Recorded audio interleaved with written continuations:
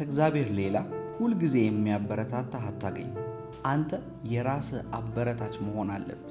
በህይወት ውስጥ በጊዜያዊነት ሰዎች ሊደግፉ ይችላሉ፣ ሊያበረታቱ ይችላሉ፣ ሊያጨበጭቡልህ ይችላሉ፣ ግን ሁልጊዜ ከጎንህ አይኖሩም።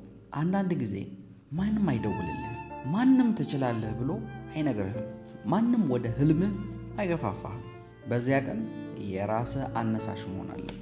ሁልጊዜ ለምን እንደጀመርክ አስታውስ። አንዳንድ ጊዜ ተነሳሽነት ሁልጊዜ ላይመጣ ይችላል፣ ግን ዲሲፕሊን በየቀኑ ሊያበረታህ ይችላል።